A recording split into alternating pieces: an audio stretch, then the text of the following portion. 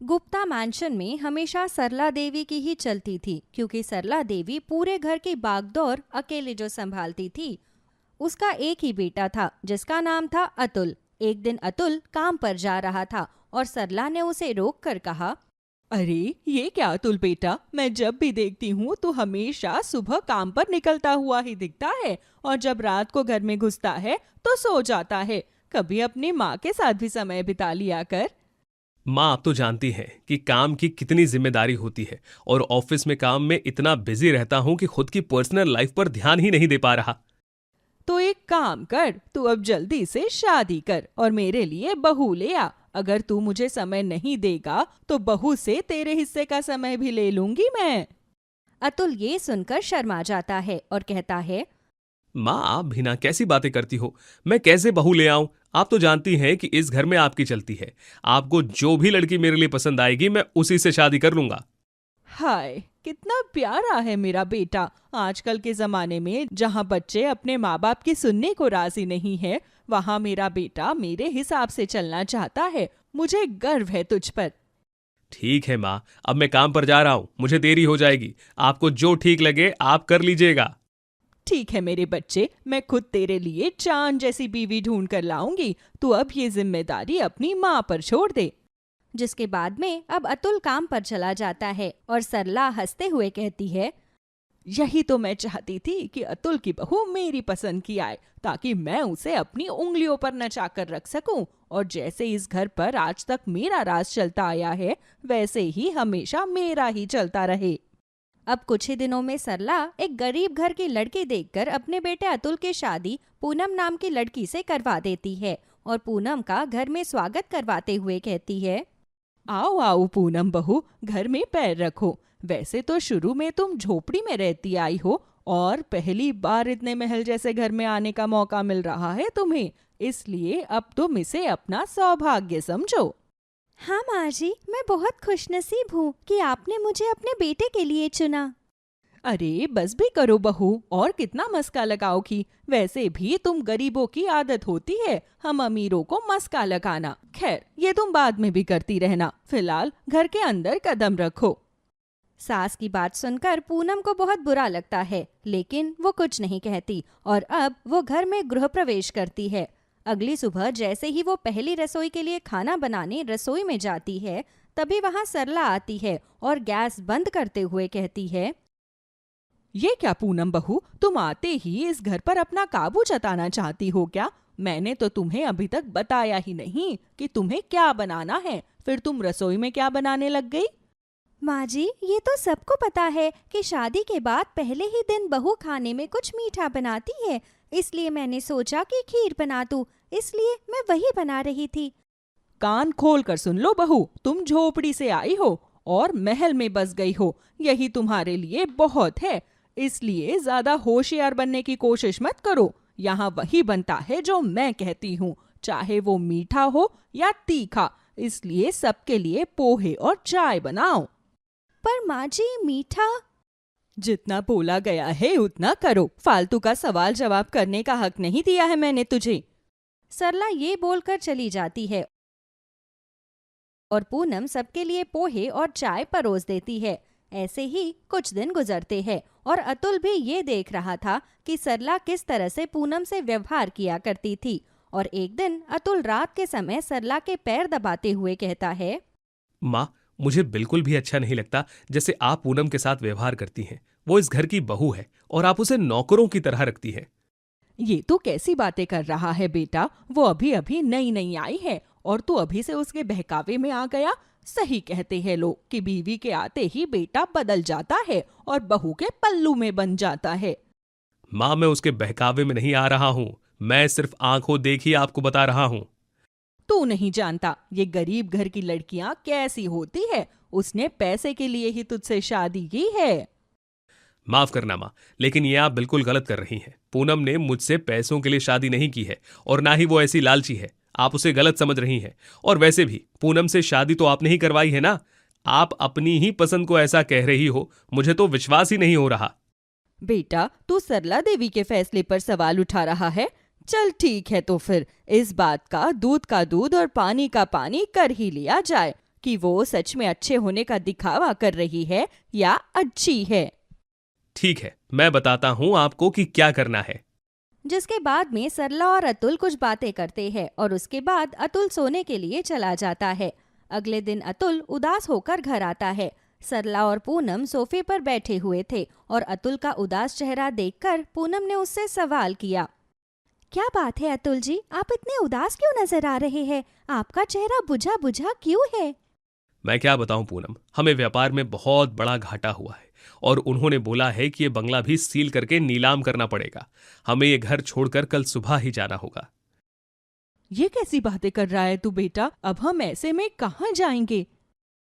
पूनम, तुम एक काम करो, कुछ दिन के लिए अपने मायके चली जाओ। जब हमारे पास कोई व्यवस्था हो जाएगी तो हम तुम्हें बुला लेंगे। नहीं जी, ये आप कैसी बातें करते हैं? मैंने आपके साथ जीने मरने की कसमें खाई है और मैं बुरी परिस्थिति में आपको छोड़कर कैसे जा सकती हूँ? हम जहाँ भी रहेंगे साथ साथ रहेंगे। सरला ये सुनकर चौंक जाती है क्योंकि उसे लगा था कि पूनम अपने मायके जाने के लिए राजी हो जाएगी, पर वो ये नहीं करती। जिसके बाद में अगले दिन अतुल अपनी माँ और पूनम के साथ वो घर छोड़कर एक छोटी सी झोपड़ी में बस जाता है। और पूनम जब चूल्हे पर बैठकर चाय बना रही थी तो सरला ने कहा, ना जाने कैसे भाग लेकर आई तू पूनम। अरे हम महल में रहते थे और तेरे आते ही ये तेरा ससुराल झोपड़ी में आ गया। माँ जी, इसमें मेरी क्या गलती? जैसा आप लोगों के साथ हुआ है वैसा मेरे साथ भी तो हुआ है। मेरी शादी भी तो मोहल्ले में हुई थी, लेकिन देखिए अब मेरा ससुराल भी झोपड़ी में है। इसमें हम अपने अपनों को दोष नहीं दे सकते। ये सब तो किस्मत का लिखा हुआ था। बस बस बातें कम और काम ज्यादा कर। अभी तुझे ये पूरी झोपड़ी अच्छे से मिट्टी से लिपनी है। माँ जी, आप बिल्कुल भी चिंता मत कीजिए। इन सब कामों की मुझे शुरू से आदत रही है। सारे काम अच्छे से संभाल लूंगी मैं। वही अतुल अपनी बड़ी सी कंपनी में आराम से बैठा हुआ था और अपना काम कर रहा था, पर तभी उसके जहन में एक सवाल आता है और वो खुद से कहता है, मुझे अपनी बीवी से इतना बड़ा झूठ बोलते हुए बुरा तो लग रहा है, लेकिन माँ को गलत साबित करने के लिए जरूरी है। कुछ दिनों के लिए अगर पूनम का ससुराल झोपड़ी में है तो यही सही। जिसके बाद अतुल भी ऑफिस में काम करता है और शाम के समय फटे पुराने कपड़े पहनकर घर आता है। क्या हुआ जी, आपको कहीं काम मिला क्या? नहीं पूनम, मैंने बहुत ढूंढा लेकिन मुझे कहीं कोई काम नहीं मिला। मुझे समझ में नहीं आ रहा कि हमारा गुजारा कैसे होगा। पूनम ये सुनकर बिना कुछ कहे वहां से चली जाती है और सरला उससे कहती है, देखा तूने अतुल, जिस बीवी की तू तारीफ करते नहीं थक रहा था वो तुझे इस हाल में छोड़कर कैसे चली गई? तभी पूनम वापस आती है। उसके पास एक पोटली थी जिसे खोलकर पूनम ने कहा, ये लीजिए जी, इसमें वो सोने के गहने हैं जो माँ जी ने मुझे शादी में चढ़ाए थे। आप इन्हें बेच दीजिए और अपना कोई काम शुरू कर लीजिए। ये तुम कैसी बातें करती हो पूनम? ये तुम्हारे गहने हैं, मैं इन्हें कैसे बेच सकता हूँ? नहीं, ये हमारे गहने हैं। मैं तो अपने मायके से कोई गहना जेवर नहीं लेकर आई थी। ये सब आप लोगों ने ही मुझे दिया था और मैं आप लोगों को लौटा रही हूँ। जब फिर से कमाने लग जाए तो मेरे लिए और बनवा देना। सरला को ये देखकर बहुत बुरा लगता है और वो मन में कहती है, कहीं सच में पूनम अच्छी तो नहीं? मैंने सोचा था कि गरीब होगी और मेरे सर पर चढ़कर नाचेगी, इसलिए मैं हमेशा इसे नीचा दिखाती रही, इससे नौकरों की तरह बर्ताव करती रही। लेकिन आज मुझे समझ आ रहा है कि ये कितनी अच्छी है। इसके बाद में अतुल वो जेवर ले लेता है और अपने पास छुपा कर रख देता है, क्योंकि उसे उन जेवरों की जरूरत ही नहीं थी। तो वहीं एक दिन जब सरला सोकर उठती है तो पूनम पूरे घर में नहीं थी और घर का काम भी फैला हुआ था।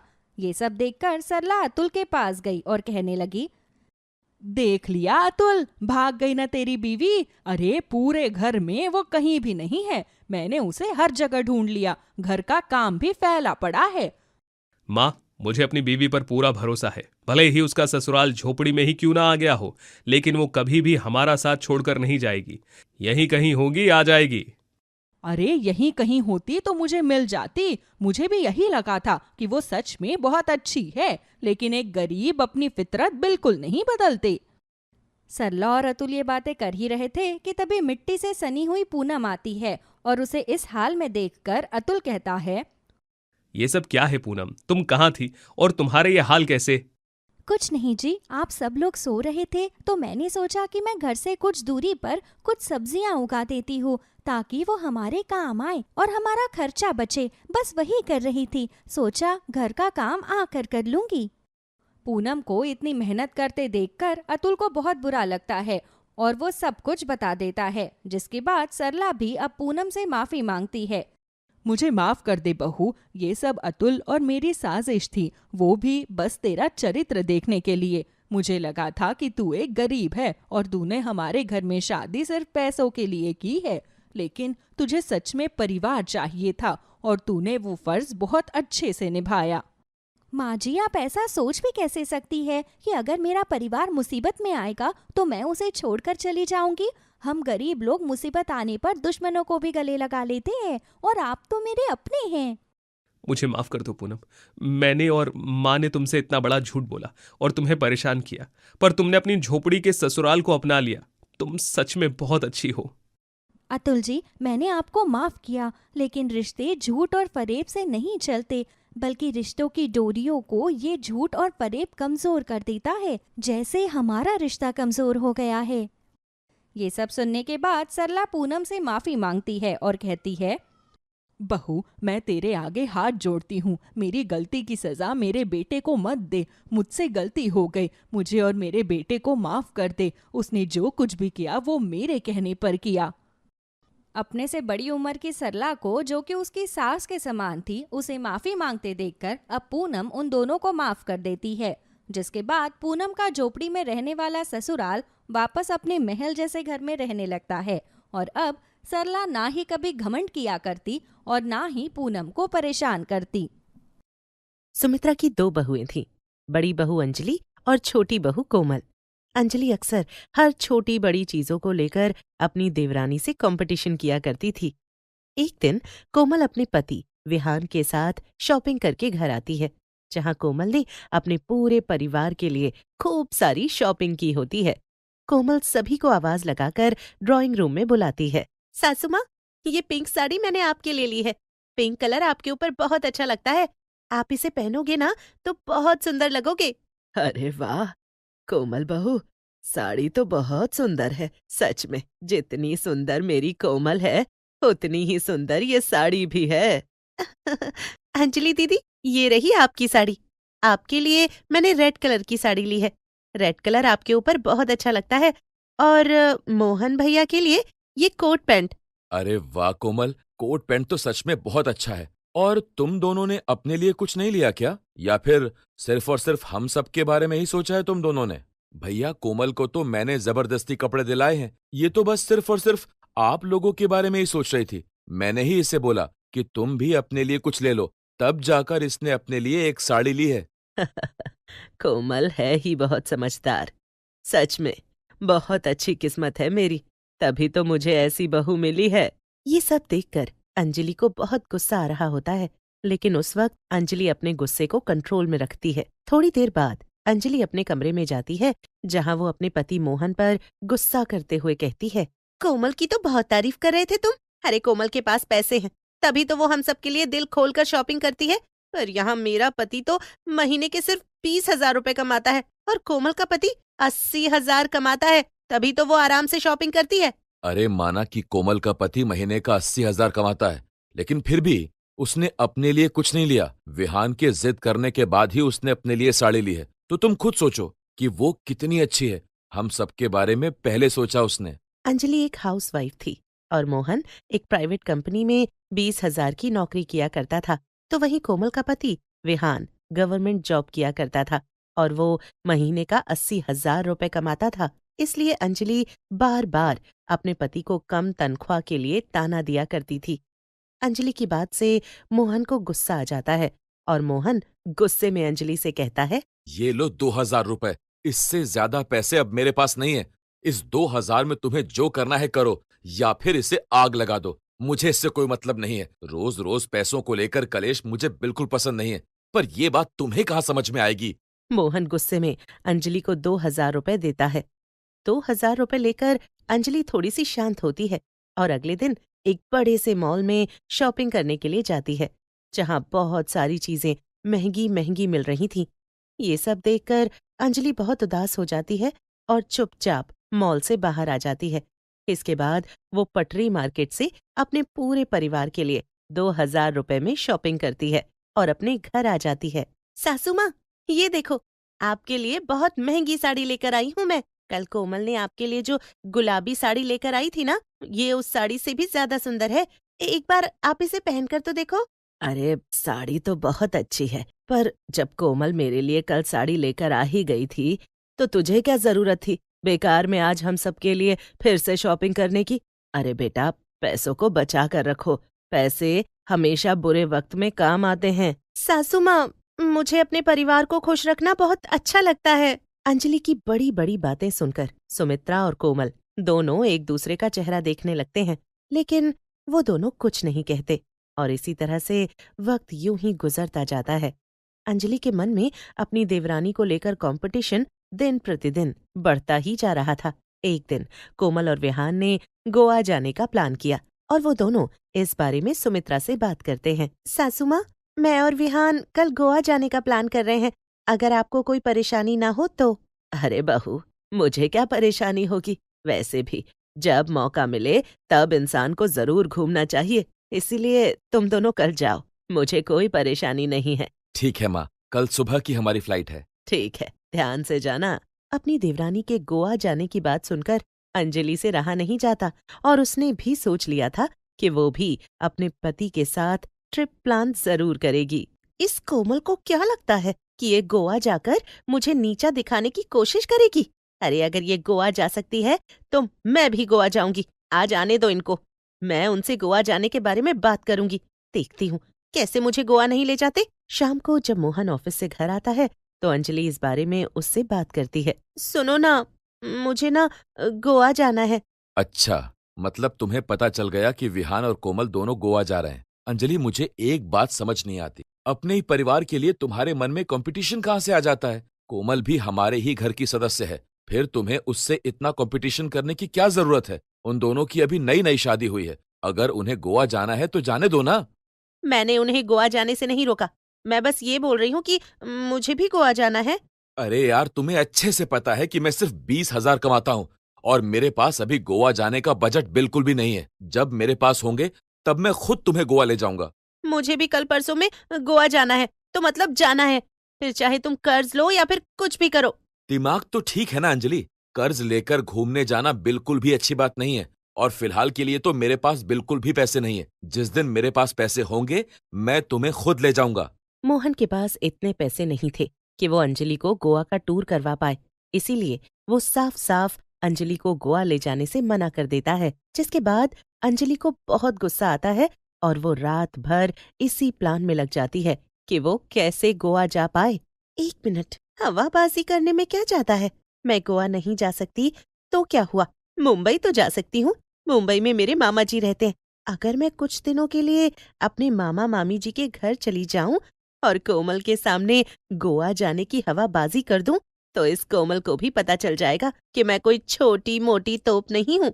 अंजलि के मामा मामी मुंबई में रहा करते थे, इसीलिए अंजलि अपने ससुराल वालों से परमिशन लेकर अपने मामा मामी के घर मुंबई चली जाती है और वहां जाकर अपनी देवरानी कोमल को फोन करके कहती है, हेलो कोमल, गोवा घूमने में मजा तो आ रहा है ना? वैसे तुम रुकी कहाँ हो गोवा में? दीदी, हमने साउथ गोवा में ही होटल लिया है।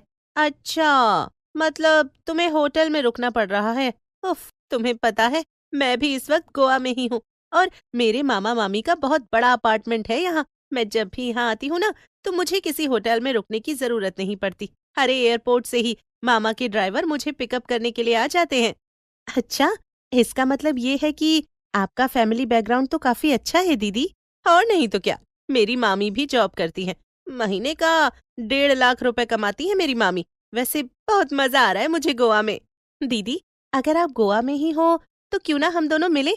बताओ ना, आप कौन से अपार्टमेंट में हो, मैं वहीं आ जाती हूँ आपसे मिलने।